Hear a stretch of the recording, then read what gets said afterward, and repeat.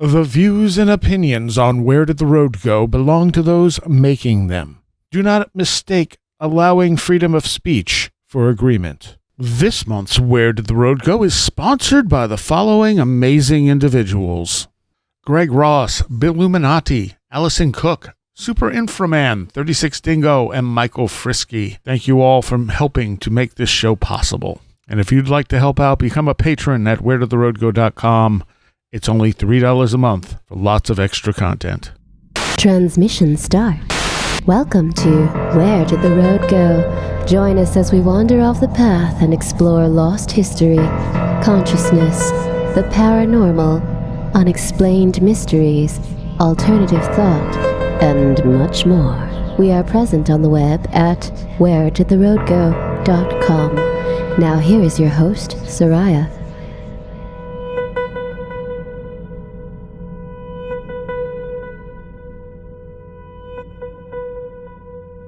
Welcome to this edition of Where Did the Road Go? And as is tradition, the first show of the new season, or the new year, in Where Did the Road Go time, is UFO History Time with Mike Clelland and Aaron Gulyas. Hello. Howdy. So yeah, it has become the first show after the anniversary show. And we just did the 12th anniversary show. You're the first. You two are next. Wow, 12 years. Yeah. Wow. And still going strong as far as I know. Good. Nice. Heck of a thing. I'm not tired of it, and there's plenty of stuff still to talk about. Oh, for sure. For sure. So, this year in UFOs, I think, was a little more interesting than the last couple of years. Although we could almost call it the year of drones. Yeah. That's the topic that really stuck out to me, was the drones and the panic over the drones and the speculation of the drones and the inconclusiveness of the drones. Yeah. But they didn't make my list. I made a short list, and drones weren't on the list. But I agree, there was lots of drone. It was kind of a Twitter, TikTok thing more than I don't know what the real thing was. So it was a mess trying to research it online because there was so much nutty hysteria around it. Yeah, and the thing is, it was almost like a blip. It was there, people were talking about it nonstop, and then it was gone. It was the balloons. Short-lived but intense. Yeah, and I mean, there was a news thing that came out today talking about it that I can get to, but let's go back earlier in the year. And Mike, you're going to take lead because you have a list. I have a couple notes. My list is short. Guy with a list. Jeez. So what was like the first thing that happened since the last show? I didn't. None of my list is cataloged on a timeline. So all right. Well, where do we want to start then? What interests you the most? What's the top item on your list? I put Lou Elizondo's book. Okay. Oh, that's good. Actually the first. That's the first thing on my list too. But I haven't read it, and you have. I haven't read it either. I started, but God, who has the will? You know, Mike. I listened to it, and Lou himself did the reading of it, and I read it simply because I realized, like, oh geez, like I kind of have to read this thing. And I enjoyed it. Is that the right even word? I enjoyed it more than I thought I would. I found it more interesting than I thought I would. Let me put it that way. And but there wasn't that much new information for me in it. The culmination of the book was, since I listened to it on audio, I can't just open the book up because I don't have a physical copy of the book or even a Kindle version of the book. But it seemed to be that his kind of, like when if it was a movie, the music would well up and you'd get to the triumphant, conclusion, the reveal at the end, which was essentially that he, through his hard work and through the hard work of his peers that were fighting the good fight, that they managed to get a set of rules put into place so that UFO insiders, or let's say insiders within the national security state, could speak in front of Congress in closed sessions.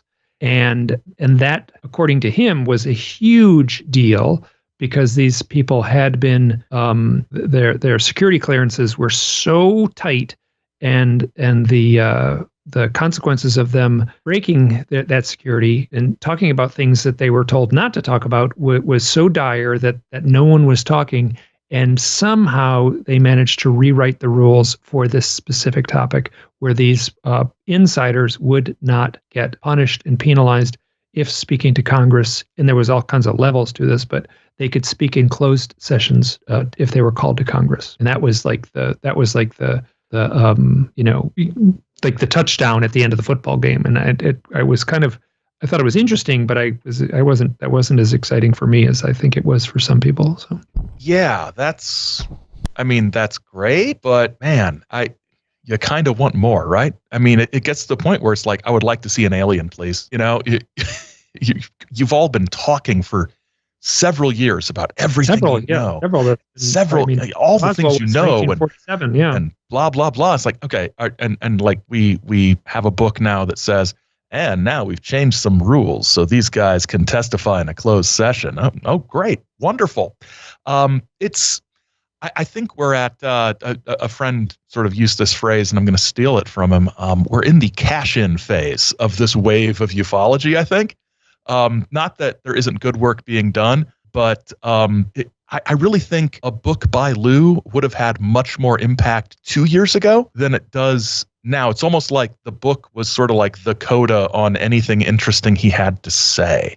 I don't know, but I'm glad you liked the book. It's good that there was good stuff in there that was enjoyable. I would say like in all lowercase letters, basically. Yeah. So. Yeah. I wish I had patience for audiobooks. I'm just like, read faster, and hitting the little speed up button. Some of them have it. They have a little speed up button on. Yeah, I do, but then it distorts the voice, and I want a natural voice reading at a quicker pace. Right. I'm listening to the autobiography, the book David Lynch did, Room for Dreaming. And I was able to get it on Audible, and I love David Lynch's voice, but he's so methodical and slow and deliberate, and I'm like, oh my gosh, this is brutal. It's going to take my whole drive home to get through this paragraph. So, I mean, the thing about them putting new rules in place, I mean, first of all, I think we all know the government's always been watching this phenomenon. Mm-hmm. Yep. It's kind of a given. We know that, yeah. Yeah, I mean, because if something's in our airspace and we don't know what it is, there certainly are those things. The government's going to be paying attention to it, even if they don't know what it is, because they're going to want to know what it is, and if they can exploit it. I mean, even when we go back to Project Blue Book, I mean, their conclusion was not there's not a UFO phenomenon. It was that it's not a national security threat. Yep, exactly. And people miss that. They take that as, oh, they said there's nothing to it. That's not what they said. They said it's not something the Air Force needs to spend resources on. Right. And then I think there's a reason why after that you've still got people in government and the military and intelligence looking at this phenomenon, of course, and they might be doing it officially. I think there's more of them doing it unofficially out of it's sort of like their interest, so they will sort of focus on those things. But yeah, I think that's a really important point that. There's never been a time when the government has stopped paying attention to things in the skies. And, that rule sounds like, well, they can tell Congress things. But Congress doesn't necessarily have our best interests at heart.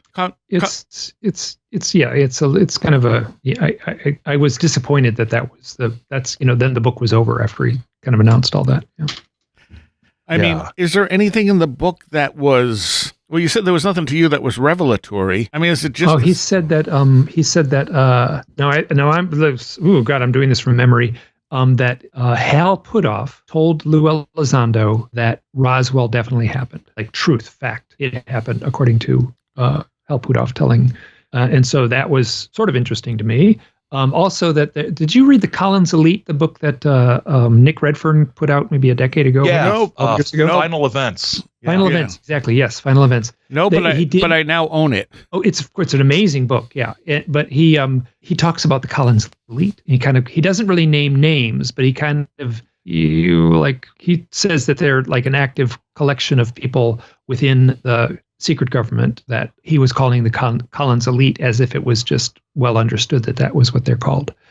That was interesting to me. Whether this is true or not. I mean, if he's really my strong sense is that he made it very clear that he is not breaking any of his national security oaths. But what does that mean? So, I'm sure he had to sit down with someone and they had to say something to the effect of, okay, you can say this, but you cannot say this. And I'm sure he's stayed within that, but that's what I'm really interested in. What can't he say? Well, I mean, yeah, we're all interested in what they can't say. The problem is they can't say it, or they won't say it. I mean, look, if UFO truth, whatever that is the most astonishing story in the history of humankind, you don't see anybody stepping up to become a martyr to UFO truth. Nobody's going to prison for this, right? So that kind of, it kind of undermines the, we just want to get the truth out there. No, you want to safely get some truths out there. But if there are deep, dark secrets that you're not supposed to tell, well, then don't say you're interested in the truth. Say that, hey, what can you do?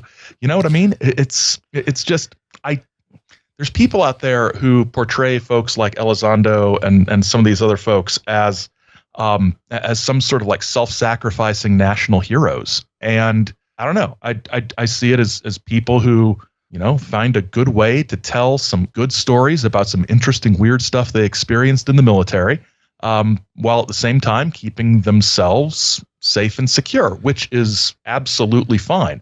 And I think that's a completely legitimate thing to do. I just really get kind of eye-rolly and cynical when people are like, they're sacrificing so much to get the truth out there. These guys, these are the real heroes out there. It's like, there's firefighters out there and stuff who are risking a lot more than Lou is. Yeah, very much so. And it is a money-making opportunity. Mm-hmm. They are definitely making money through this. And then there was the whole thing where they were like, what was it? They recorded a video they weren't going to release unless something happened to them or something. Mm-hmm. Yeah. Yeah, and their website was surprisingly slick. I thought that Lou has his own kind of website, and he was doing a tour, like where he was going around and speaking at like a book tour. I mean, essentially a book tour, Yeah. But it was like, I kind of know what's involved in a website and such like that. So he, like there's like some top shelf promoters out there that had their hands in this too. So oh yeah, I'm sure the publisher, threw some money at some promotional stuff, and there's PR people. I'm sure he's got a PR firm doing the website and everything. I will say, I thought the days of a UFO themed book being as prominent as that were over, not just because of the UFO, culture kind of, being cyclical, but also because, print is not as great as it used to be. But I was at a Books A Million at Christmas time down near Chicago, and there's Lou's book right on the end cap, one of those big displays. So I was a little surprised. Now, it might just be that one store that has somebody who really wanted to promote Lou's book, but I think there's other bookstores where I've seen where it was pretty prominent, and several months after it was published. So yeah, he's done the improbable, and I think just having a UFO book published by a major publishing house in this day and age is a real achievement. I would be interested to know what the sales numbers are compared to, I'm trying to think of what a comparable UFO book would be, and it just strikes me as being in sort of the same category as Day After Roswell, as far as like the sort of insider angle and the secret history of this and the prominence and everything. It would be interesting to compare those sales numbers from 30 some years ago and today. The other thing is, it feels, this has always felt like it was a political thing, that the government in some way is actually the one behind what's going on. Like, this is a controlled agenda for whatever. And I don't think Lou on his own came out. I think this was something that was put together by higher ups for whatever reason. That's not quite how he tells it, but that's certainly my sense. And he certainly makes it clear that he is not alone in doing this. And he names a few names that were working alongside him. Those are the people we would recognize, I think, like Chris Mellon and it's all the same names. Like the names that show up on, exactly the kinds of things, like the documentaries and stuff like that. One thing that did come out that was a little bit took me by surprise, and he dealt with it almost not at all. I can't remember how many, since I don't have it in print, was it a paragraph? Was it more than a paragraph? But he did talk about that he was at Guantanamo and was directly involved in the torture. It's a little unclear if he was in charge of the torture. I'm trying to remember this, but it was, and he just kind of said, like, it's a tough, basically said these were the baddest of the bad. And I was doing my military duty. Yeah. And I'm not going to, and I would do it again. And then, he certainly did not apologize. So he did not, I'll make that clear. He did not apologize for torturing people. And then it just just stepped right out of that. And then he went back to the UFO stuff. Yeah, I don't think torture's ever okay. No, don't like that. And it does not. Yeah, so that kind of was like, and then his kind of he like he's this intrepid hero, kind of like it brought him down a few notches in my eye. Then again, like I don't know what giant decision. Well, I kind of do know because I was super active as far as like reading and paying attention to the news, after 9/11 and in those initial years when there was a quote from Dick Cheney where he said, we're going to work the dark side, and basically admitted that we're not going to play by the nice people's rules when dealing with this stuff. So, and then all the stuff with Abu Ghraib came out and such. So, God, I almost forgot about that. I know it's history now that we're, 2 weeks into a new president, or less than we're 8 days into a new president. Yeah. So. I was going to say, earlier you had mentioned that, first of all, I wanted to mention the torture thing again. Not only does torture not work, but there was the one movie that came out, and I don't remember what it was, where it's supposed to be a true story, and it starts with them getting information out of someone by torturing them. Mm-hmm. And that part was intentionally put in by the U.S. government, and is not how they got the information. Yep. I'm trying to remember the name of that movie. No, was it a UFO themed movie? No. No. It was about the war in the Middle East. Okay, but they added the military. The government insisted that be put in the movie, that they got the information by torturing one of the prisoners in Guantanamo, and that never happened. Like, it was literally like torture propaganda or apologist sort of thing. Mm-hmm. Like, oh yeah, watch this movie. See, the torture worked, and yeah, that wasn't how they got it. Well, that was the television show 24. Always felt like apologist propaganda. Yeah, 24 was really full of a lot of that kind of stuff. Yeah, I never watched it. Dick Cheney did speak openly that it was his favorite TV show. He would. The other thing is, you mentioned that whatchamacallit told them Roswell was real. Hal Puthoff. Oh, Hal Puthoff. Yeah. How would Hal Puthoff know? The implication is that he's got the kind of clearance in those circles that would allow him that direct knowledge. I mean, because that's just like, this guy told me it was real. Okay. Well, that's the whole thing where there's nobody has come forward and say, I actually handled the material. It's all people saying, I was in a room where someone told me that the stuff was real. So, right. So what does it mean that Roswell is real? Well, what does that mean? That's the second part of my question. Well, it's that there really was a crashed flying saucer, and the implication is that not only did they retrieve technology, but they also retrieved bodies. And now I'm drawing a blank, and I got to be careful because I'm doing this from memory, and a lot of that is blurry. But I think he talked about bodies. Well, I mean, if you look at, again, going back to Nick Redfern, his book on Roswell, where he talks about them testing balloons and such, and his information lines up with everything we know about Roswell and what we were doing at the time. So Roswell was real. I have no doubt something crashed at Roswell, but it was probably a project of ours. Yeah, I'm agnostic about Roswell. Roswell has drifted into the realm of mythology at this point, or whatever. It drifted into the realm of mythology 20 years ago, and I'm just like there's if you lined up all the Roswell books on a bookshelf, it would be a lot. Yeah, it's I almost, in the last few years of whistleblowers and inane congressional testimony that is both annoying but deeply, deeply dull. I miss the days of unhinged Roswell speculation. I miss the days of Serpo. I miss we've lost so much. Now it's just congressmen. And what was the most recent one where they were like, we're going to have this huge revelation in like 2 days or whatever, and Greer was out there. And then it was just another whistleblower, and and that ended up with the egg video. The egg videos, that's not history yet. We're going to have to talk about that next year. No. It happened before we recorded this, so it Before counts. today. Okay. But it did happen. It wasn't the egg video. Is that 2025? Yeah. Okay. But I'll accept The egg video, I'm not very impressed anything with the up egg to video. the end of January, since we do these the first week in February. Yeah. Okay. I did enjoy on Twitter, Stephen Bassett was going on and on about how Trump's first speech as president, disclosure's coming, buy a bigger TV, folks, which I thought was like the most bizarre thing to say to get people hyped up. But Stephen Bassett said that, or Trump said that? Oh, Bassett Okay. said that. Trump's I have not a small talking about TV. UFOs. But yeah, Trump's there's gonna be disclosure UFO stuff in Trump's first speeches in the first couple days, and I don't think he's actually addressed the fact that there wasn't. But yeah, buy a bigger TV. It's like why? Trump did talk about UFOs in both the interview with Joe Rogan and the one with Lex Friedman. Well, what did he say? He didn't say. He didn't say much. He basically said he was briefed and there was some interesting information and didn't go much beyond that. Yeah. So I mean, again, it's nothing.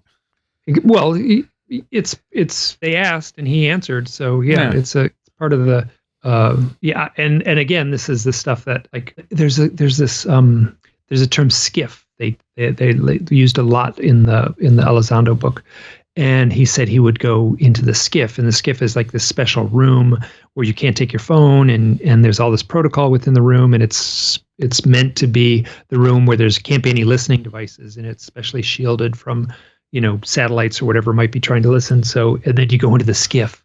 And he said, when I was in the skiff, I heard from this one person that he had read a document. It was that kind of thing. Yeah. So yeah. It felt like it was that kind of, which I'm certain there's like a lot of, security, and rightly so in these environments. But I guess I keep on going right back to the only real whistleblower we have is Bob Lazar in that sense, where he's the guy that said, well, I actually climbed in the damn thing, So yeah, and he is so problematic, it's not funny. Yeah. Yeah, exactly. But they've been moved. But yeah, as far as people whose claims aren't just hearsay. Yeah, I see what you're saying. Yeah. Totally. So it is. Yeah. So you the one person who's saying it is problematic. Yeah. That's the UFO phenomenon in a nutshell, isn't it? Like, well, one guy had a real experience, but yeah, we can't trust him. Yeah, that's it. It's all so.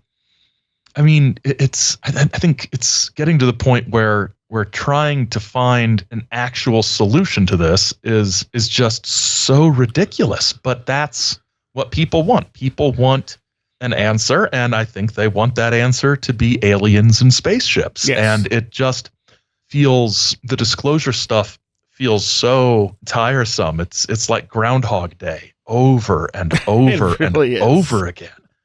Yeah. And it seems like, and like you were saying, Steve Bassett who said Trump was going to say something, and then he doesn't follow that up when Trump doesn't say, and people just forget. Yeah, there's so much other stuff going on, they just forget he ever said that, and they'll listen to the next thing he says. Yep.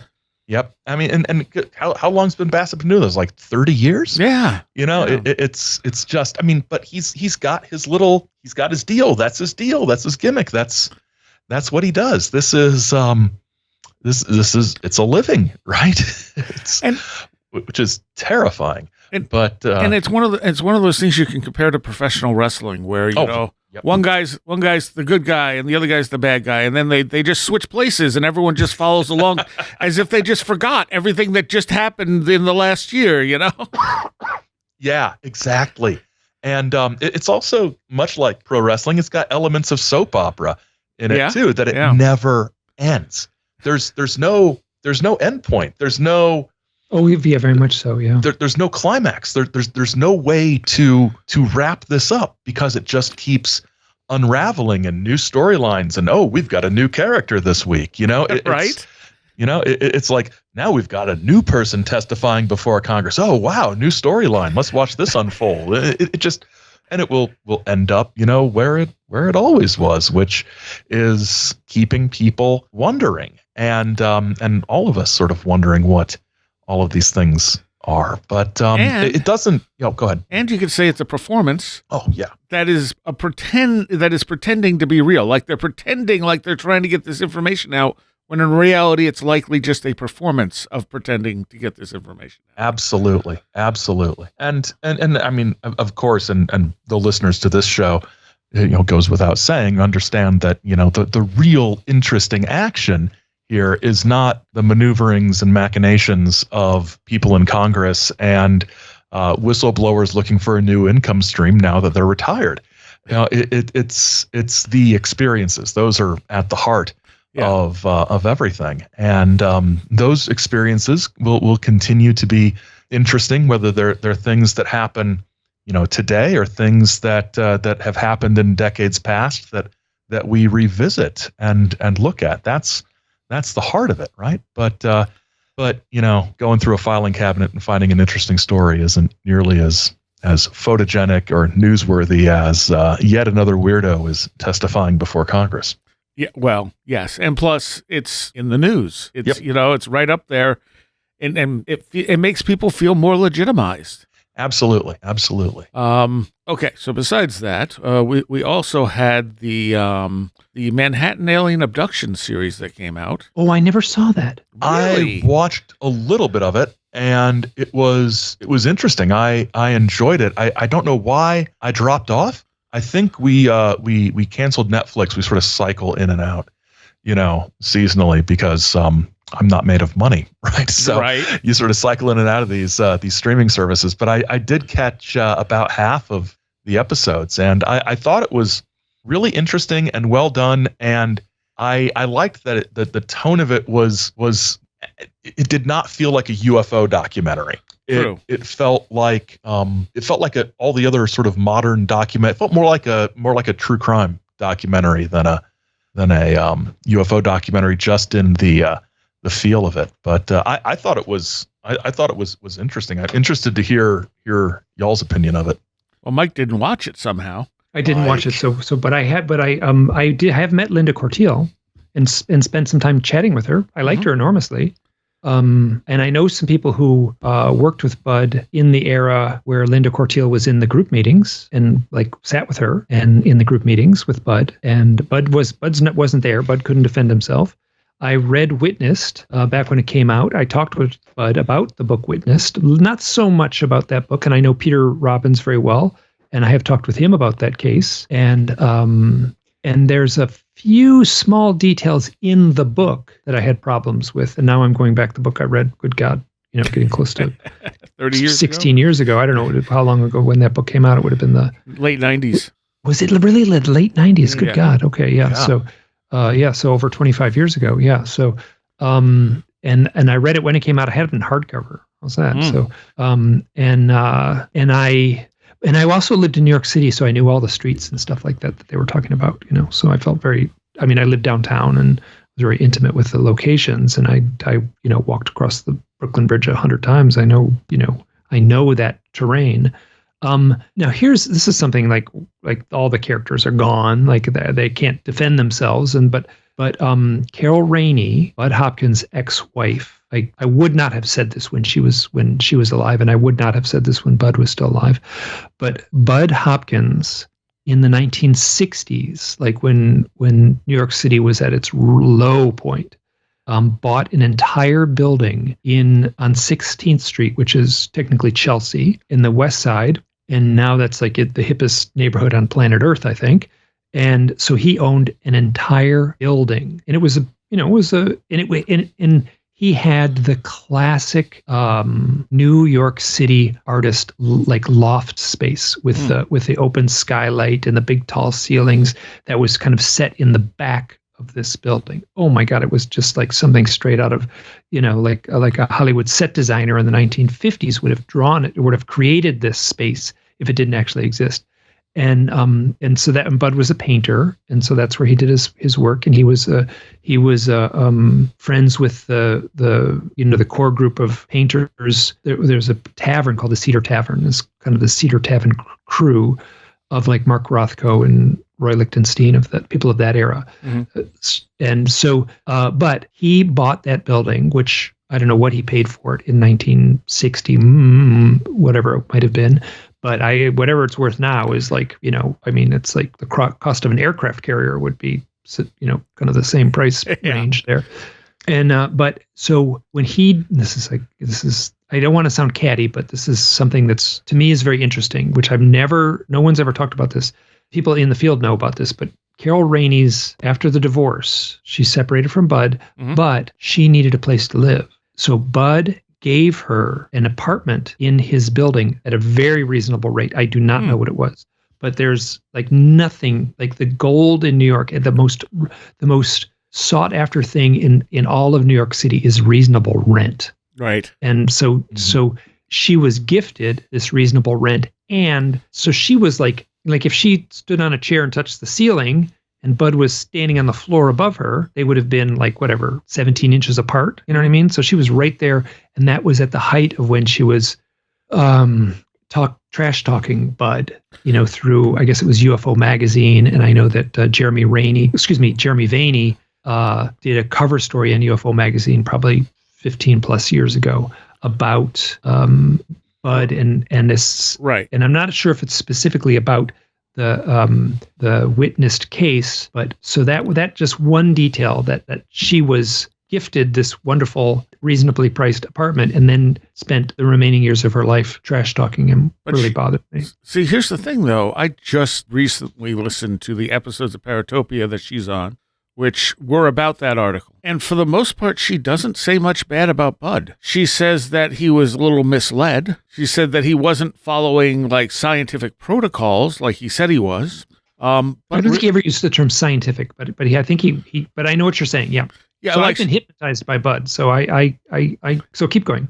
But anyway, so her, her issues with him seemed very legitimate and didn't seem petty. They seemed like they were concerns with the way he was doing some of the work.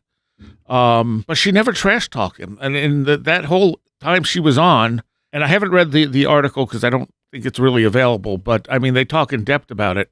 And she didn't trash talk him. And on the documentary, she doesn't trash talk him.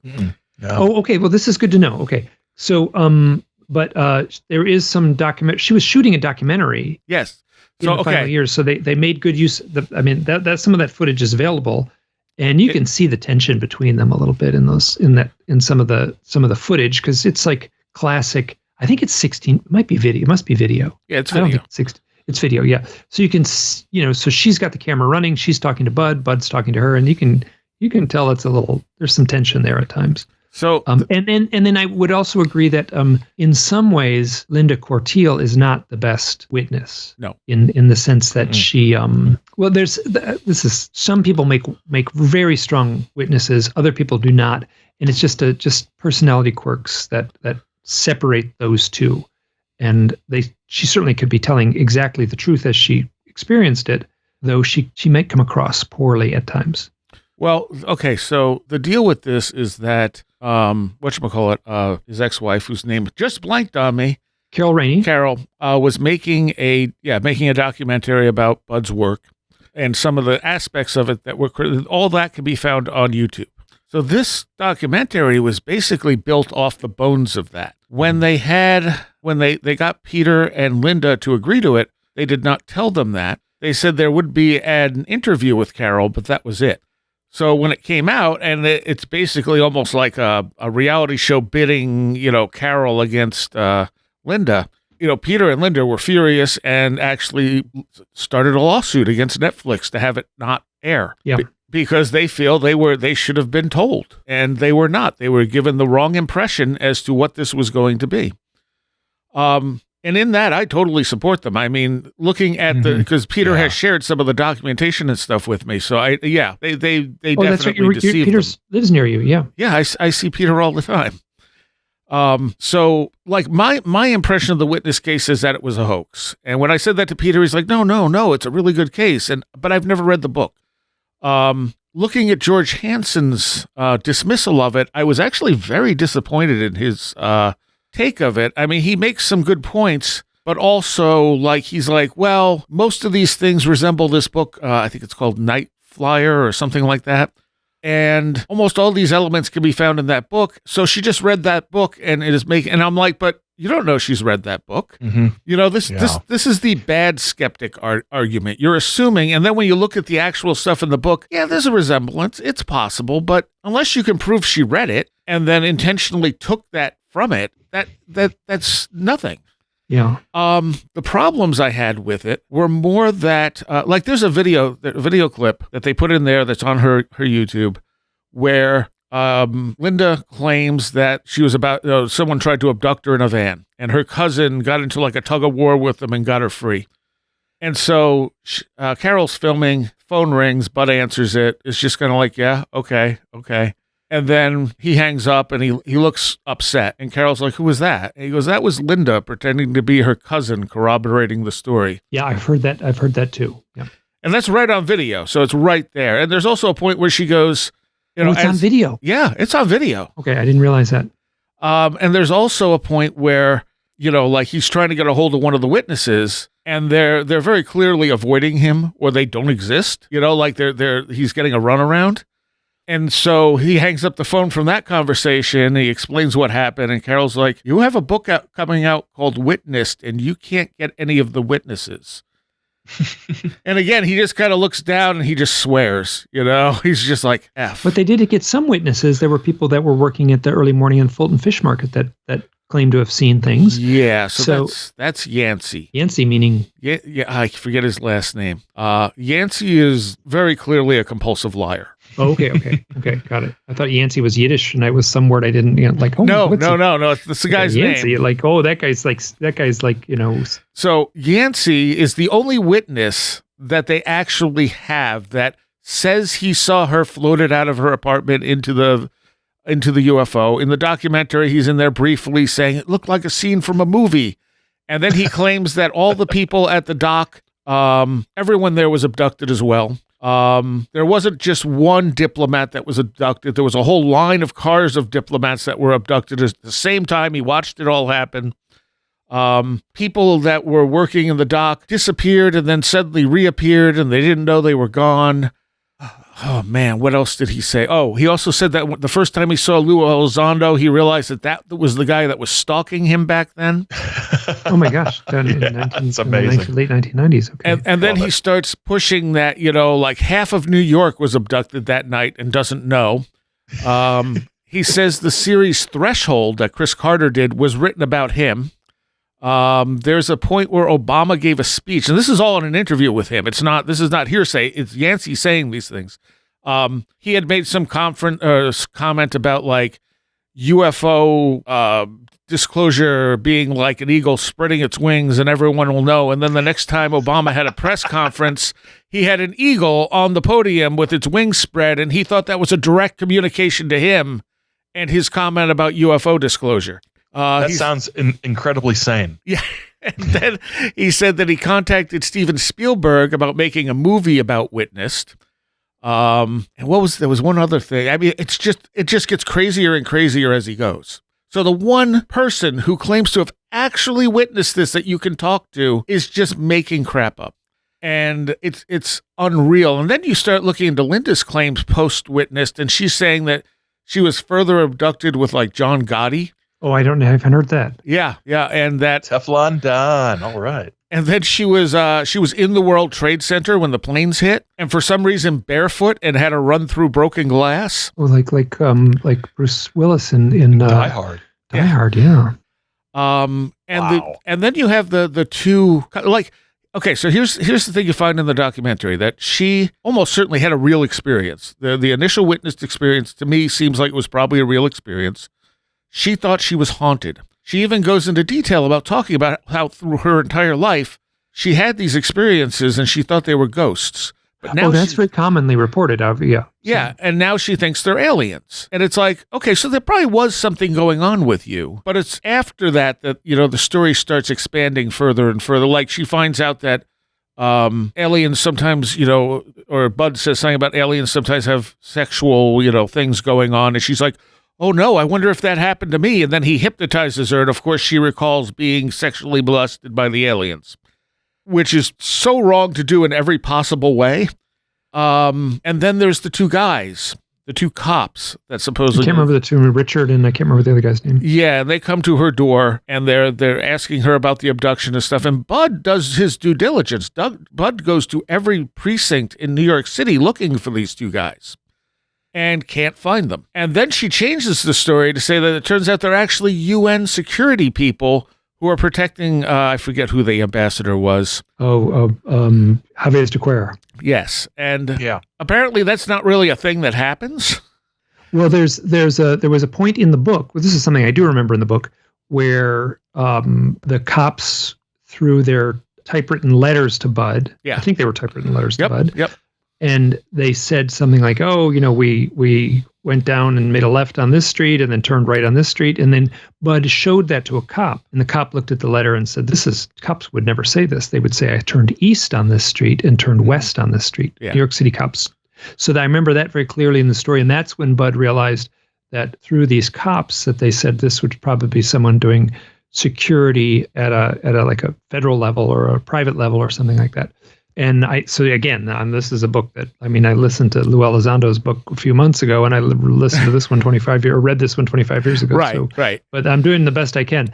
But that was when Bud looked into the fact that they may have been, federal security or Well, they told Linda supposedly that they were UN officials, and then they told her about the ambassador and how he got abducted.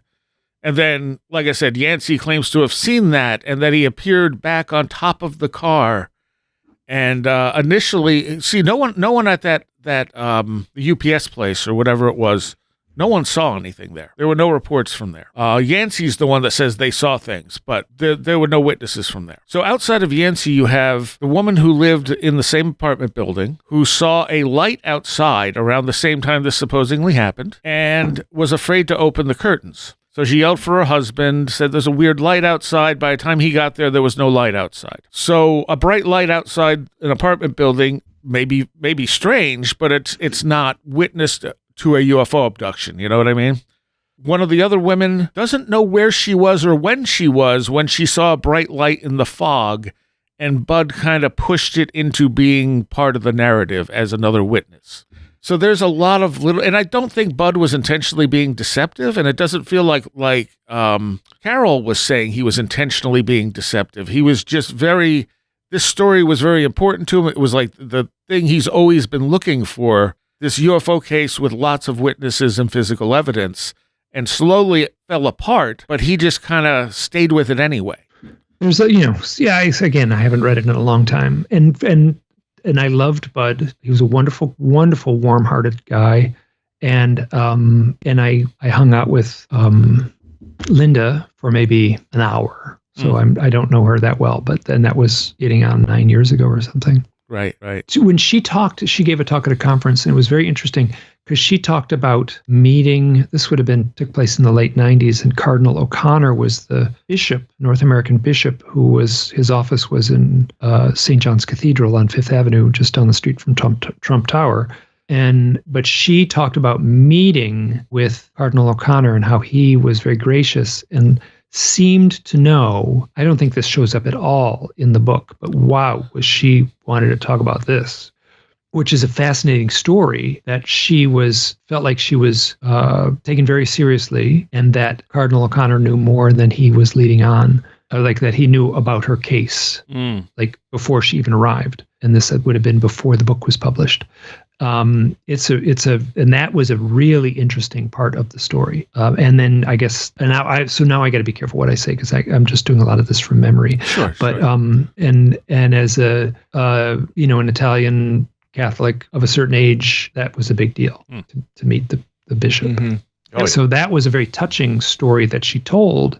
And she told it to me privately, and we were standing outside and in a group it was at a conference, so it wasn't like private, but like I sensed a very strong emotion that I felt was genuine when she told the story. So that was an interesting detail that was not in the book witnessed. What did you take from what you watched of it, Aaron? I think the thing from what I watched of it, the thing that really stood out to me was how much of the stories and the claims and the counterclaims and things, how much of it all comes down to the extremely strained interpersonal relationships involved, if that makes sense. Yeah. There's the sense I got was that there's a lot of, at least the way they presented it, is there's a lot of, well, she's the ex-wife, so that's why she's saying these things. Mm-hmm. And that kind of thing, which honestly, I don't think that there's been enough of in UFO documentaries and research is looking into the relationships between people and the things beyond, well, this person claims this, so let's look at the photographs or think about the physics of this craft. Now let's think about who they are and where they're coming from and why they might say this, right? And things like that. So that's the thing that stuck out to me. And I watched the first 2 episodes, haven't watched the third one yet. But as soon as I get permission to sign back up for Netflix after payday, I will check that out. But I enjoyed how it was put together, and that's very interesting about how Robbins and the other person were not informed, not given the full sort of information about what they were contributing to. I think that is fascinating and frustrating. I can absolutely sympathize with their frustration about that. And A.P. Strange has written an article about it, showing that they kind of used color very interestingly in the movie or the documentary. Like, using one color for like I think red for Carol and blue for Linda. And even down to like when they show Peter and he's looking at a TV screen, the TV screen is giving off a blue glow. Yeah. Because, of course, he's on Linda's side of this whole thing. Mm-hmm. But again, someone else that was involved here, not in this case, but with Bud, was Linda Cobble, who was the woman from Intruders. Oh, right. And Debbie Cobble. Yes, I got Linda. And yeah. Okay. So Debbie Cobble, yes. And when she went on Paratopia, again, she did not run down Bud. She said Bud actually helped her a great deal. But the one thing she was severely upset with Bud about is the whole, when she met her daughter or whatever, the alien offspring or whatever, in the book, which is like the thing everyone remembers about Intruders. And she said, that was a dream. It was absolutely a dream, and I told Bud that repeatedly, and he put it in there as if I really experienced it. Oh, and I know Deb quite well. Yeah, so that, like, of the whole conversation, that was the only thing she was really upset about. That and the fact that, she also wrote her own book about her experiences and no one cared. I cared. But that was, more minor that, and then at some point she got exposed as to who she was, that she was the woman in Bud's book, and she lost her job and all this other stuff. But that's a different story entirely. Again, not Bud's fault. But yeah, I mean, that's a significant thing that he knew that wasn't real, but he put it in the book as real, which again seems like, to me, he seems like somebody who felt like he knew what was going on. And he was okay bending certain details to show other people, like not to deceive them, but to more establish the thing he's trying to show everybody. And that's something Keel did for sure. I know. Did he? That's my understanding. I know a few people who have met Keel, and he would bend the stories to fit his narrative. Yeah. So. I've heard things like that about Keel. I heard there was one case in the book, and I don't remember what ended up happening, that he found out wasn't true, but he didn't want to take it out because he would have to rewrite the whole chapter. Mm-hmm. I can't remember exactly which book or case that was, but yeah, I've heard that too. Yeah. So I mean, Linda Cortiel in the story claims to have one of the characters, one of the FBI agents or one of the security people who were not cops, like secret security people that were doing stuff for the UN, claimed to have fallen madly in love, almost obsessively with Linda. Yeah. Now, there was a book, and I just sat here Googling it. I've done this before. I've tried to look up this book. There is a book called The Exiles. Now, I might have this wrong, and I might be remembering something incorrectly. And this came out in the early 2000s. I'm guessing again. It's my strong remembrance this book came out after Budd Hopkins' book Intruders. The author, I can't remember her name. I can't look it up. I know her first name was Mia. I had this book on my bookshelf for 15 years. It had an orange title, an orange cover, and it said The Exiles in all capital letters. And then the author's name was Mia. That was her first name, and she had a short last name. I'm drawing a complete blank. But in that story, I went through a phase. Good God, I went through a phase where I kind of declared I am going to read every first-person narrative book by people who claim the UFO contact experience. God. I did not achieve that goal, but I still tried for a while. And so I read that book. It was really interesting, but it was about a woman who claimed to have an FBI agent that had a obsessive fixation on her that seemed to be orchestrated by the UFO experience. And that was the implication in the Witnessed book too, that this, I can't remember, there's two of them, one of them named Richard, I can't remember the other one, but the implication was, if I'm remembering correctly, that Dan, I think. Dan, okay, very good. Yeah, I can't remember. And then there's actually an implication that the one who got all obsessed, they killed him. They kind of said that in the story, like, oh, well, we offed him, or it was implied. And that was the one plot point that I was like, whoa, like really? So, but that same part of the narrative was repeated in that book, The Exiles. So I have never seen that book anywhere except on my bookshelf.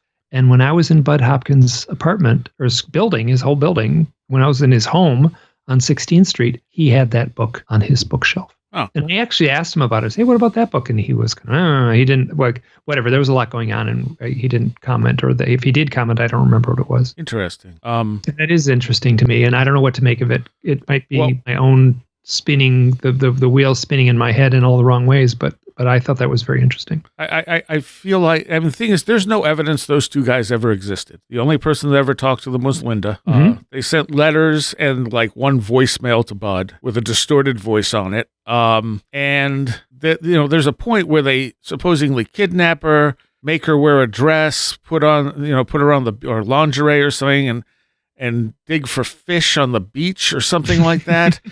And she comes back from this and goes right to Bud. And this was one of the things that George Hansen is like, why would you not call the police? Yeah. You just got kidnapped. That's, and even if it's by federal agents, that's a crime. And they even have a wire on her at one point where you can hear her get kidnapped. And the dialogue it sounds like something out of a campy 80s movie. And that's in the documentary as well. And it's one of those things where, it's almost certain these two people did not exist. Hansen and the people who were working with him actually called the police on them. They said, hey, this woman is saying she was kidnapped. You should look into this. And apparently the police had a meeting with Linda and Bud, and he doesn't know what came of it, but they were very upset that he had called the police. That George Hansen had called the police. Yeah.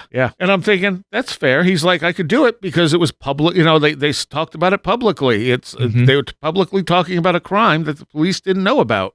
And it's a good point. Why would you not call the police? Because of secret UFO related things. Yeah, exactly. It just makes the story better. So yeah, I thought the documentary was done well. The documentary doesn't really take sides. It kind of tells the story. Her son is on there. Oh, who must be an adult now? That was a little boy at the time. Yep. How did he come across? This is very. I totally apologize. I should have watched this, and I did not have a Netflix membership, so that's my excuse. He came across as someone who was a little confused. He's only on there briefly, I think, in the third episode, but it doesn't really clear anything up when he's on there. You're thinking that he's going to have the smoking gun. He's either going to be like, no, this didn't happen, or he'll have absolute, validity of it. And he doesn't really give you either. And it's like, okay, well, just a kid who doesn't know what's going on. Exactly. And because what happened, and this was one of the more disturbing things in it, is that he talks about having a nightmare. And he goes in to see his mom, who then tells him that's not a nightmare, that was real. And that's where he starts freaking out every time he has a nightmare because he thinks this stuff is really happening to him. Oh, wow. Yeah. So that was one of the more disturbing parts of it, because who tells a kid that? Even if you did think, okay, this is really happening to my son, you don't tell him that. This is a 6 or 7 year old. What are you thinking? Yeah, that's weird. Oh, all right, we got to take a break. And when we come back, we'll talk about some drones. Quick mid-show break. Contact info and a recommendation. Contact info is always wheredidtheroadgo.com. Everything is there. Just go there and you can find ways to contact me, including directly through the website. If you want to send a story, however, it's stories@wheredidtheroadgo.com. That's all linked there as well under the contact section. All the shows are up there too, all the way back to the first one in 2013. If you want to become a patron, it's only $3 a month, and you get extra stuff with almost every show. as well as the show's a week or two early and commercial-free. It also helps a lot. So thank you to everyone who is a patron. Also, if you like heavy music, my other show, The Last Exit for the Lost, is also a weekly show, and you can listen to it when it airs at thelastexit.org, or you can go to Mixcloud and listen to an archive and pick and choose whatever you want to hear on there. There's a lot of underground music, most of it heavy, not all of it. Live performances from unsigned bands, mostly a couple signed bands we've had in the studio. Just a lot of cool stuff if you're into underground music and you want to find something new that you're not necessarily going to find on places like Spotify. As for a recommendation, I'm going to go with one I just found out about this last week and listened to the handful of episodes they have, which is, 6 episodes? Yeah, it looks like 6 episodes. Oh, it actually came out last year. In around September, October. Anyway, it's called Bunker 8. It's done by the Midnight Mystery. It's not amazing, but it has some potential, and the story's kind of interesting. So I'm hoping they'll continue it. They left it on kind of a cliffhanger, so I'm sure more attention will get them to be more likely to continue it with a second season. But what's there is it's pretty cool. It's like I said, it's not amazing, but it has the potential to get really good. And it's an audio fiction podcast with some definite horror elements. So check that out. Bunker 8 is my recommendation this week. And now back to the show. This is the UFO history show we're doing it in 2025. I guess it's for 2024 plus a month maybe. And we promised we'd be talking about drones. So, drones. I ignored this at first. I ignored it at first and at the end, too. And all the parts in the middle, I ignored it. So.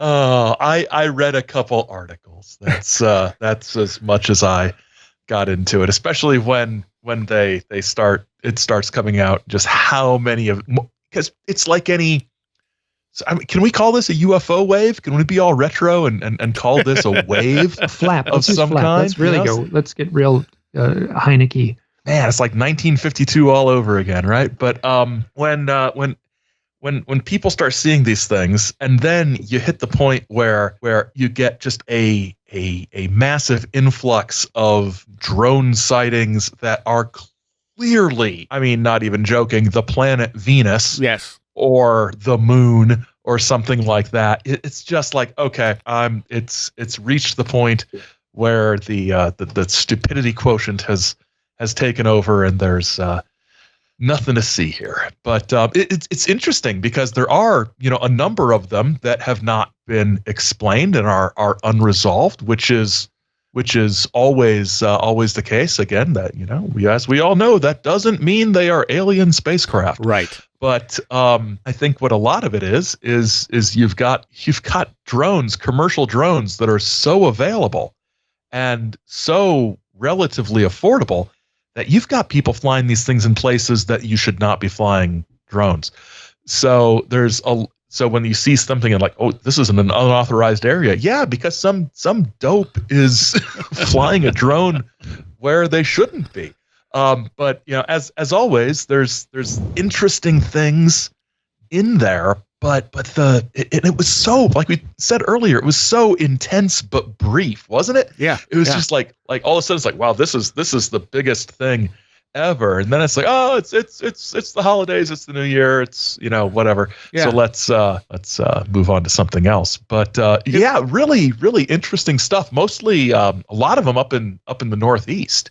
I think. Well, New Jersey. Jersey was the big thing. But prior to that, there were a couple of like drone swarms in like Colorado and somewhere. That was else. A couple years ago. Yeah, and that was in eastern Colorado. Yeah, and there wasn't any good explanation as to who owned those. But that, again, it doesn't mean it's anything paranormal. I mean, there's right. And these corporations and stuff probably have amazing tech that we have no clue about. But today, we're recording this on the 28th, I think, right? This is today? Correct. Yes. They released a news article. What is this on? This is from NBC, and it says New Jersey drones were authorized by FAA. This was not the enemy. Now, it is interesting because when Trump took office, someone asked him about the drones, and he basically said, I don't know, let's find out what those were, can we? So I don't know if this is a response to that, but it says the mysterious drones flying over New Jersey that caused alarm among residents last year were in large part authorized by the Federal Aviation Administration, the White House said Tuesday. People in New Jersey were concerned over the large amount of drones that flew over the state, which at one point shut down an airport. Caroline Leavitt, the White House press secretary, now says many of those drones were authorized and known by the government. After research and study, the drones that were flying over New Jersey in large numbers were authorized to be there and be flown by the FAA for research and various other reasons. Leavitt says the issue grew worse due to curiosity, as some of the drones also belonged to hobbyists and private citizens. This was not the enemy, she told reporters. A wave of panic caused by the drones drew misinformation online, with Representative Jeff Van Drew from New Jersey suggesting on Fox News that the drones belonged to Iran. The Department of Defense categorically denied the suggestion. Yeah, the issue for me was that the only news sources that, out of my own laziness maybe, is that this was a Twitter and Facebook and Instagram phenomena. Right. The drone hysteria, and many of the videos looked completely ridiculous, but at the same time, you can go out and take a video of the full moon and you can see the full moon beautifully with your naked eye, and then you try to take a cell phone video of the full moon, it looks like nothing. It looks like a blurry dot. It's so difficult to take good, you can't even get a pic, like you said, you can't even get a picture of the moon with a phone. It's like you need the tripod and the real camera. And, yes, yeah. And so we're living in a world where it's basically impossible to capture the subtleties of something like that. Yeah. Well, it's not impossible, but it's unlikely. Yeah, unlikely, given that the joke is that everyone's got a camera, a movie camera in their pocket now. How come we don't have good UFO footage? And it's like, well, those cameras are set up to take selfies, not. Yeah. So I did an experiment. I was coming back from Rochester, and there's a big airport in Rochester. And I must have been right along the flight path because I see lights and then they come over and I'm like, okay, it's a plane. So I stopped and I tried to take a picture of one of the lights in the distance when it was all I could see was a white light because it was coming towards me. And what I got on the camera was a square. And I'm looking at that going, it looks nothing like what I'm looking at. But if I showed this to someone, they'd be like, what the hell is that? Why is it square? And of course, it's just digital, enhancement, not being able to enhance what's actually there because it's the bright light in the dark sky. Mm-hmm. Once the plane got overhead and I took a picture of it, then you could see it was a plane very easily. But this is the thing. These cameras are not made like digitizing stuff like that. It's sort of like it doesn't really show you what's there. It kind of interprets what's there. Mm-hmm. Yeah. So it's not like there's the mechanics of how digital photographs in a camera are done are a lot more complicated than back in the old days when it was just a piece of film in a camera that had a emulsion on it. Right. And light hit the emulsion, and something much more advanced is going on, especially in low light conditions where the camera itself tries to correct all that. Yeah. I mean, that the correction and we're just going to interpolate what we can't quite detect. Yeah, it's a mess when you try to get something like that in low light. So, and then the drones are different than the orbs, which is a different kettle of fish entirely. And there was some blurring between what was a drone, what was an orb, what was a aircraft, right. And people were. I mean, there was plenty of things on Twitter and stuff. It was just exhausting, and I just lost all energy. I wasn't trying to research it, but there were so many videos of what were clearly helicopters and people saying it's not making any noise. Well, there's like boom, boom, boom, boom, boom, right. Clearly on the audio. Yeah. So, well, there was I had a friend of mine. The reason I started looking into it, I was kind of peripherally hearing about it, wasn't interested. A friend of mine sent me a bunch of videos, and I'm looking at the first one, and I'm like, yeah, I can't tell what that is. I look at the second one, I'm like, I'm pretty sure that's Venus.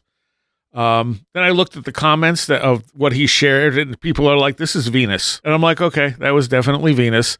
The third one was Starlink, and I'm just like, none of this is particularly interesting. I mean, I don't know what the one is, but I mean, that doesn't mean it's anything weird. It's just impossible to tell from the picture. And then I looked into it a little bit more, and one of my co-hosts, Saxon, is a pilot. And he said he was watching a news report out of some station, and They were right under an airport. And as a plane flew by, they went, well, there's one of the drones now. Yeah.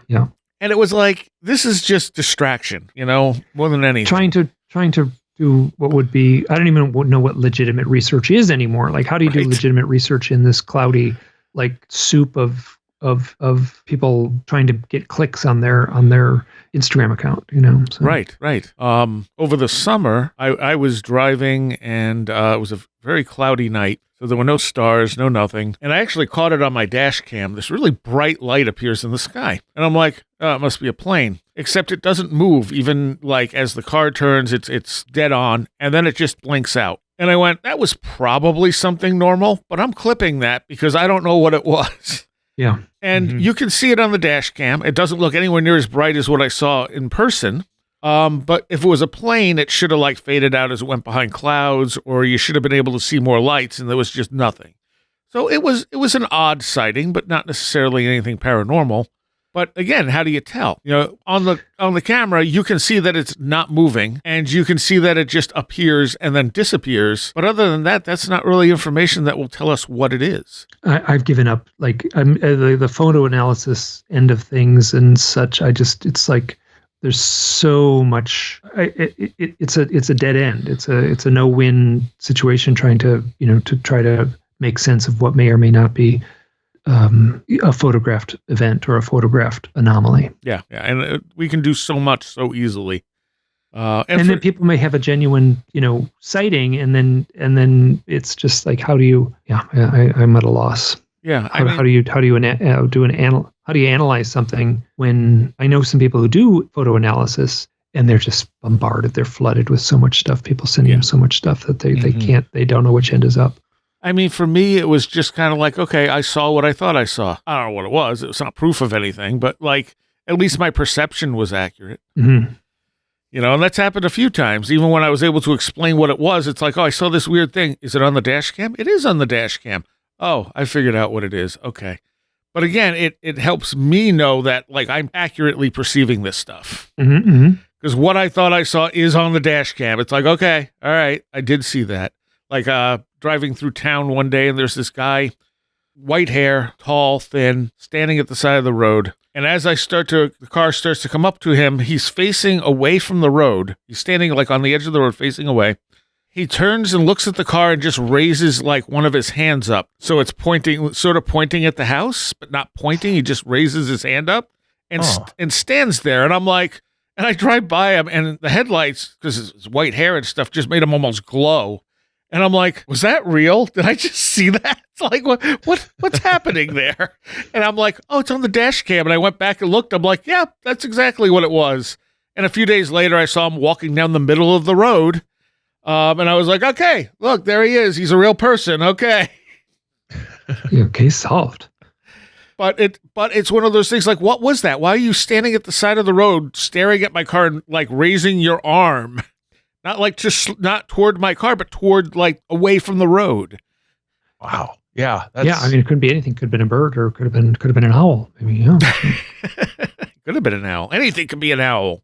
Talked to someone recently at a weird owl story, and I don't remember. Oh, it was Mark Wyatt. I'm writing this down. Who's Mark Wyatt? Mark Wyatt. I'll give you his info. Great. Because he had an interesting owl story. I think there was another one I heard too recently, but I can't.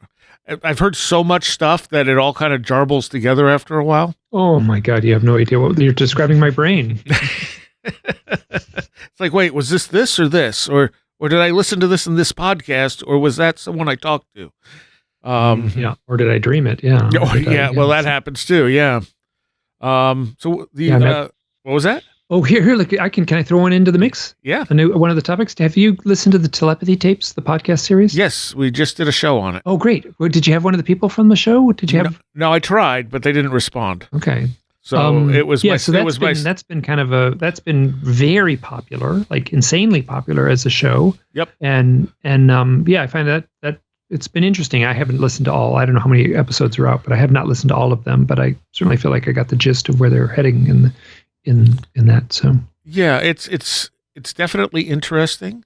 I did the show with Greg Bishop and Barbara Fisher. So great. We'd have a nice wide range of viewpoints on this.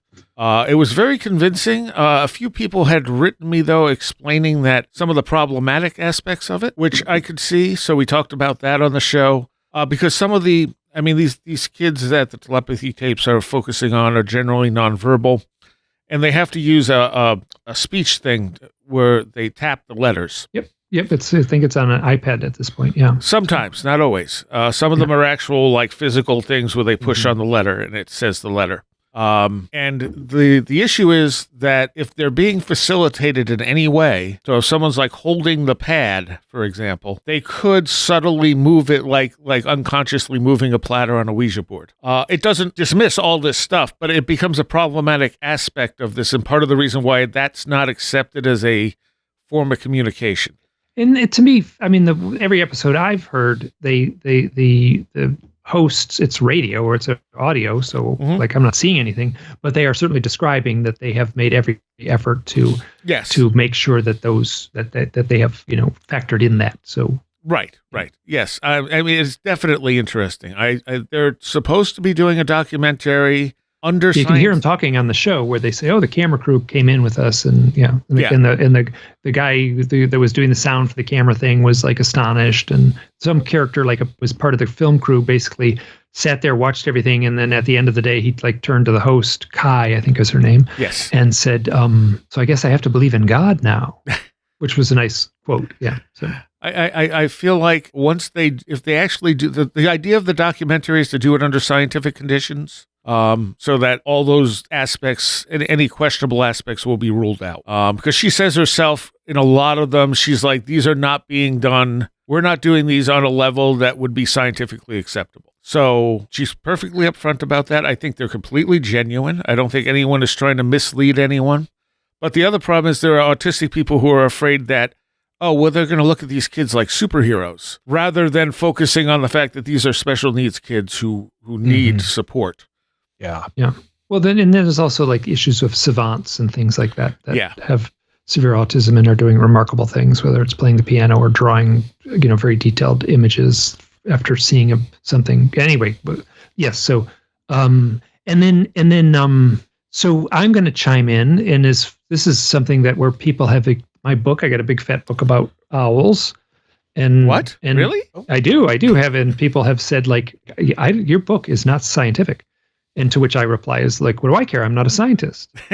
And which I think is a good comeback. And so, so there's a way to tell a story, right? So, I mean, a journalist can tell a story and they are not scientists. A journalist isn't a scientist. A cop can, a cop and a jury, as a team can put people in jail and without any scientists being involved. So, so that whole thing annoys me to no end, that scientists aren't going to be happy. Like, I kind of want to say, screw the scientists. Like what? Well, I mean, I think that people can tell a powerful story, and even if the scientists say it fit the scientific method and things like that, and then they put all the safeguards in place, then people would still not believe it. There's still going to be people who, no matter what, are not going to believe it. A lot of I was looking up criticisms on it before we did the show, and a lot of them start with, well, we know telepathy is not real. Well, except I've had telepathic experiences in my life, so I'm on the other side of the line. And there's plenty of, actually, Dean Radin stuff, or, BEM stuff out of Cornell, or the Pear Institute has shown that this stuff does exist. And then they move the goalposts. Well, there was even, I think it was Shermer, the skeptic, who said, well, yeah, the evidence for psi is if it was anything else would be accepted, but since we know psi doesn't exist, it's not good enough. Well, that's these people aren't invited to my, aren't invited to my parties. So. I think the point is that this is something that they could scientifically validate if it's happening, because their accuracy rate is way above a normal person's. B, if this is accepted as a method of communication, then maybe some of these parents will be taken seriously when they say things like, I can communicate with my kid telepathically, et cetera, et cetera, So that's where the scientific validation is important. But it's not important to me. But I know what you're saying, and, and I feel like I'm at a place now where I'm just kind of bitter. Understandable. So not kind of bitter. I'll repeat that sentence. I'm at a point now where I am bitter. So I'll say it that way. So. And December 3rd. Do you remember what December 3rd was in 2024? It was Alien Invasion Day. Was it? What does that mean? It was the day the aliens were going to invade. Oh, according to I don't remember who said that it entirely.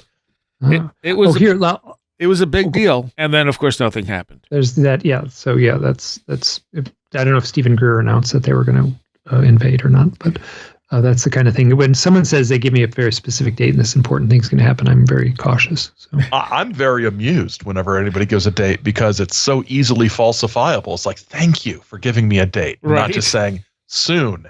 Much more difficult to weasel out of when they give a real date. Let's see. Yeah, I'll give a date on December 30th. A three-part documentary series came out called Cosmosis. And Kelly Chase was one of the hosts, and then J. Christopher King was the other host. And it's nice. It was done on. You can tell it was done on a low budget. Like this was a labor of love.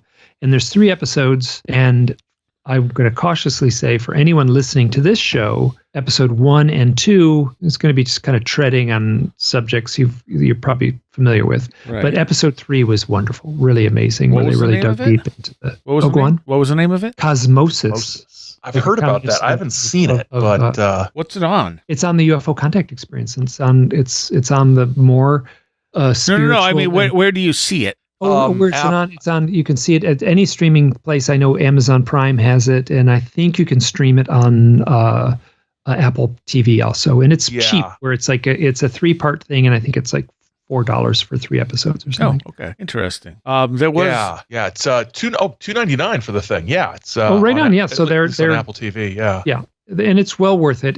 I think each episode is 47 minutes or close to an hour or something like that. Nice. And you can really tell that it was a labor of love. And then Kelly Chase she hosts a podcast series called The UFO Rabbit Hole. Mm-hmm. And she has a remarkable story to tell about her own set of experiences, which don't get dealt with at all in the episode. So, but it's a wonderful labor of love on their part. Yeah, and they put about a year's worth of work into it, and with very little money that they had up front. So, also there was a point there last month where I believe it was Lou Elizondo said that within 2 years we will get news about an alien spaceship coming our way. Oh wow! Yeah, I think it's December 3rd. It shows up, isn't it? Or yeah.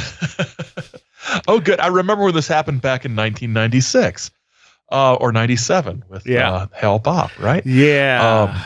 Yeah. This should go well. Yeah, I'm not holding my breath. And I'm pretty sure that was Lou Elizondo who said it in an interview. There has been a lot of 2025. There's been a lot of talk that 2025 is like the year. It's going to happen. Like it's all the dam's going to burst and, get ready. However weird you think it is now, just get ready because it's this year.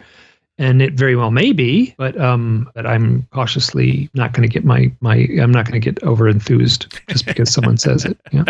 Again, you mean? Yeah. But I think we wouldn't know about it. We wouldn't see it for 2 years or something, but it was coming our way, some kind of giant interstellar spacecraft or something. And I don't remember it in exact detail, so I might have some of the details wrong, but that was the general gist of it. And that's a thing. I'm missing the whole Storm Area 51. That was my favorite. Oh yeah. Ridiculously dumb UFO thing from years past. I only a couple years past. Yeah, I really wanted that to be a thing. That would have been amazing. But I'll settle for supposedly there's going to be an alien ship show up at some time in the future. But alien ships seem to be showing up all the time. I mean, there's witness reports are like. It's not real, man. It's not real until Lou says it. Yeah. Well, Lou's, yeah. He tortured guys in Cuba. He knows what's going on. Yeah. Do you know who Daniel Elizondo is? No relationship to Lou Elizondo. Sounds like he sells term life in Poughkeepsie. No, Daniel Elizondo is a young researcher who put out what I consider is a pretty darn good PDF about the he put a very thoughtful PDF out, and he's been on podcasts, and he was actually in Cosmosis. Yeah. So there's that. Okay. And he's, if you're going to listen to, he's a very grounded, pragmatic, thoughtful voice in these circles. I am not really all that interested in these circles, but if I was going to point to one character, I would point to Daniel Elizondo. And he put out I'm looking at my notes here. He put out a PDF. You could just look up Loose Threads. That's the name of the PDF. Okay. Loose Threads. Okay. Interesting. Yeah. And not connected to our boy Lou. No connection at all, except the name is spelled exactly the same but no connection at all. And the PDF is free. And supposedly, we're going back to Hal Puthoff. Hal Puthoff got the PDF on the very first day and then forwarded to a bunch of people in the Invisible College, let's say. So I think this is what the thing I was talking about was based on. The question someone asks is, did the James Webb telescope detect aliens headed toward Earth? And the response here is, the story of the telescope detecting a non-natural object moving toward Earth remains an unsubstantiated rumor. No credible evidence supports the existence of such an object, and official channels have not confirmed any such discovery. Remains unsubstantiated. Yeah. So, yeah. So are we going to get blue avians from the egg that they released the footage of? I think the gobbledygooker's in there. Oh, it could be the gobbledygook. That would actually make what's gobbledygook 100% sense. I would. All is forgiven, UFO world, if the gobbledygooker is in that egg. Okay, quick version for anyone who doesn't know what it was. Back on one of the Survivor series that the WWF put on back in 87, 88, somewhere in that time period. Yeah. They had this giant egg on stage, and it was, all kinds of rumors went, oh, who's going to come out of the egg? It's going to be some wrestler, that we've wanted in WWF forever. And then it turned out to be Hector Garza. Was it? No, Hector Guerrero. Hector Guerrero. Dressed in a turkey costume, and they called it the Gobbly Gooker. And everyone just sat in silence like, what is this crap? I missed that one. Yeah, you didn't miss anything. It was one of the greatest moments of our great sport. But yes, if that egg hatches and the gobbledygooker comes out, it'll all have been worth it. Yes. But what if it's blue avians? What if that was the real story? Blue avians. Oh God, the blue avian guy didn't he put out what was his name? Corey Good. Yeah, right? Yeah, Corey Good. Corey Good put out a statement that said basically he made it. I can't remember how it was phrased, but he basically said, it didn't really happen.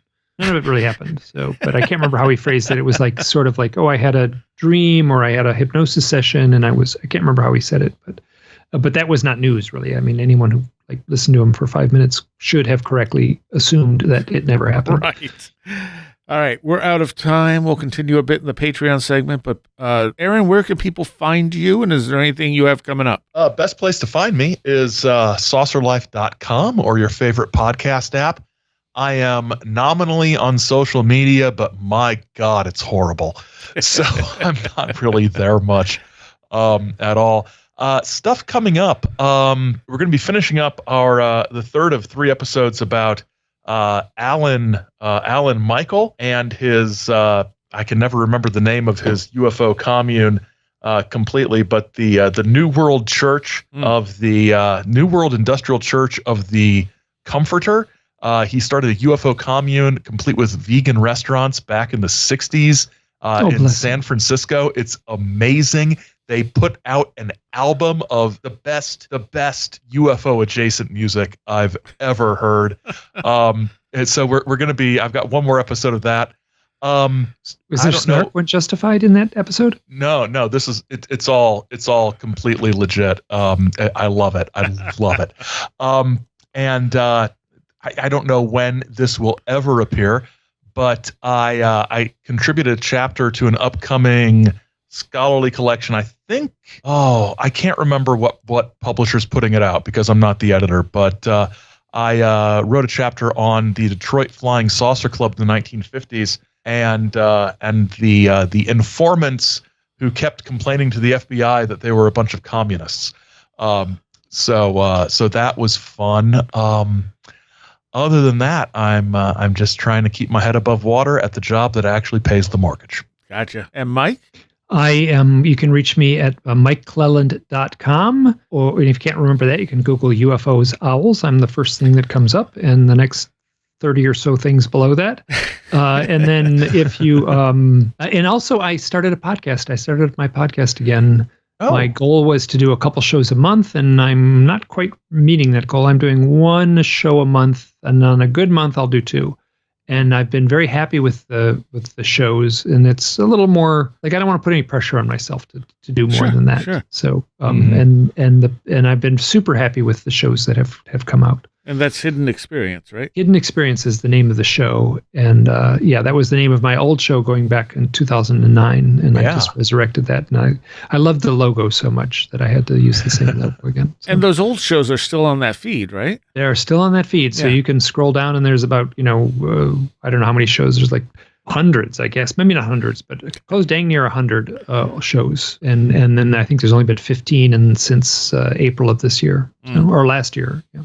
So that's a Hidden UFO History 2025.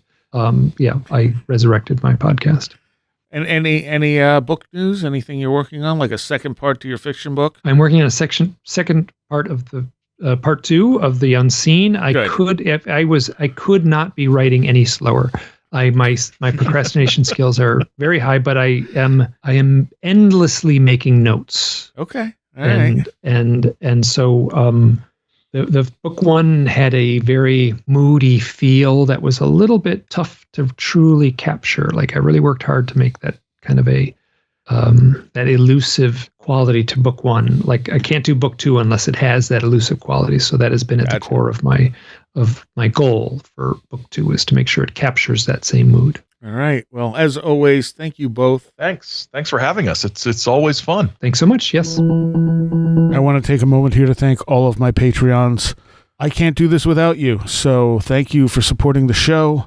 And know that every positive thing that comes out of this show is partially because of you. I want to give a special shout out to all my patrons who are pledging $10 or more a month. Greg Ross, John Blackburn, Madeline J., Marty Garza, Matt in Delaware, Allison Cook, Super Inframan, 36 Dingo, Tim, Andrew Nichols, Matthew Sproul, Marthartha, Midnight Review Presents, Christine, a blue second-gen MR2 drifting around a Japanese mountain, Abby Allen, Patricia Giaquinta, American Rambler, Andrew Maines, Ann Witowski, Barbara Fisher, Beverly Williamson, Billuminati, Bright Rectangle, Charles Davis, Charles in Florida, Land of the Crazy and Communicable, Corey Nelson, Diane B., MTK, Eric Citron, Eric Todd, History and Coffee, J. Otto Bullitt, Jack Huntington, James Lindsay, Jim and Sophie, John Mattingly, John Bracken, Jonathan Frost, Carla Mahoney, Kevin Shurek, Cool Kitty, Kristen L., Laser Printer Jam, Lauren McLean, Linda from Michigan, Linz Jackson K., MJ Armstrong, Mark Shoemaker, Mark Brady, Mark Smith, Paul Jeffries, Perry Peters, Philosopher of Mirrors, Riker and Stark, Ron Dupre, Sam Sharon, Sasha McHale, Schmooples, Devourer of Mortal Souls, Stacy Sherwood, Tactical Therapist, Taylor Bell, Thunderboy, Tyler Glimstead, Victoria, Vincent Trewill, Will Cherry, Will Gebhard, Will Powell, Annabelle Smith, Caroline Walker, TDT Skunkworks, Colin Karras, Craig Sagastumi, and Matthew Brown. Thank you all so very, very much for your support. There is, of course, a Patreon segment to go along with this UFO history show, and patrons will have that in a few days. If you want to become a patron, just go to wheredidtheroadgo.com and click on the Patreon link. That will take you to the Patreon page where you can sign up and get extra content almost every week. The show's a week or two early without commercials and extra special stuff here and there. I want to welcome Will Cherry as a new Patreon and welcome back Salcedo Paranormal. And I hope you enjoy all the extra content. See you next time. You have been listening to Where Did the Road Go? This show is made possible in part from our Patreons, and we thank you and everyone listening for helping us continue this exploration of the strange. You can always find everything Where Did the Road Go related at www.wheredidtheroadgo.com. And thank you so much for your support.